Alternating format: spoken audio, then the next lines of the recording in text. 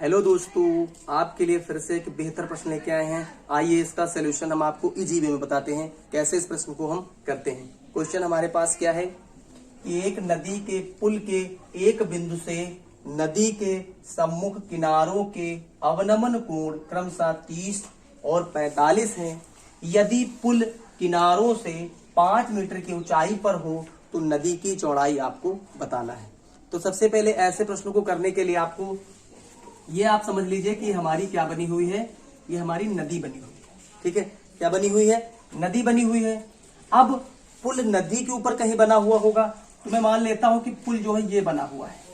ये क्या बना हुआ है? पुल। अब पुल क्या, पुल यहाँ कहीं बना हुआ होगा तो मैंने इसकी जो भी है इमेज ले ली है, यानी 5 मीटर ऊंचा पुल है नदी से।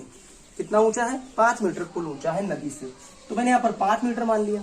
ठीक है, अब उसने क्या कहा है कि पुल से किनारों के अवनमन कोण क्रमशः 30 और 45 है। तो इस तरफ से हमने देखा, ये इस तरफ हमारे पास कोण कितना है? ये 30 अंश है, और इधर से कोण कितना है? ये 45 अंश है। और यही हमें ये नदी की चौड़ाई हमको ज्ञात करना है। तो इनके नामकरण कर देते हैं हम A, B, C और D, और इनको मान लेते हैं X और इनको मान लेते हैं हम Y।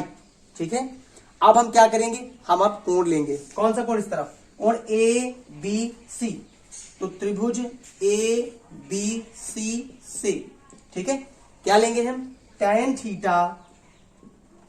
थीटा इक्वल टू लंब बटे आधार, यानी AC बटे BC। तो लिखेंगे AC बटे BC।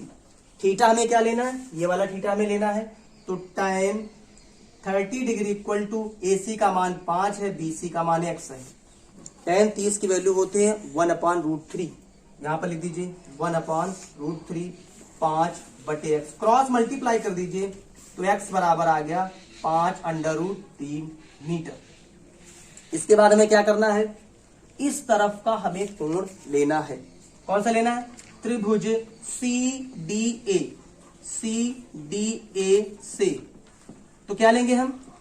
tan theta equal to AC बटे CD। tan थीटा में हमें क्या लेना है? tan 45 लेना है। AC की वैल्यू हमारे पास 5 है, CD की वैल्यू हमारे पास कितनी है? Y। तो Y ले लो। tan 45 का मान 1 होता है, तो 1 5 बटे Y, क्रॉस में गुणा कर दीजिए तो Y बराबर आ गया आपके पास 5 मीटर। अब आपको बताना है कि नदी की चौड़ाई कितनी है। तो नदी की चौड़ाई यहां से यहां तक है। कौन सी है? ये x और ये y। तो x का मान 5√3 है और y का मान 5 आ गया है। लिखते हैं नदी की चौड़ाई। नदी की चौड़ाई बराबर x प्लस y। x का मान 5√3 और y का मान 5, तो 5 कॉमन कर लीजिए तो √3 + 1। अब √3 का मान होता है 1.732, वो रख दीजिए। तो लिख दीजिए 1.732 + 1। तो जोड़ेंगे तो कितना हो जाएगा? 2.732। मल्टीप्लाई कर दीजिए, 5 दूनी 10, 5 से 15 16। फिर कितना हो जाएगा हमारे पास? 5 से 35 36, 5 दूनी 10 3 13। अब आपको 3 अंकों का दशमलव लगा देना है, तो यहां लगा दीजिए। तो नदी की जो चौड़ाई आ गई है वो 13.66 मीटर आ गई है। आई होप आपको ये वीडियो पसंद आई होगी और आपको ये सोल्यूशन समझ में आया होगा। Thank you.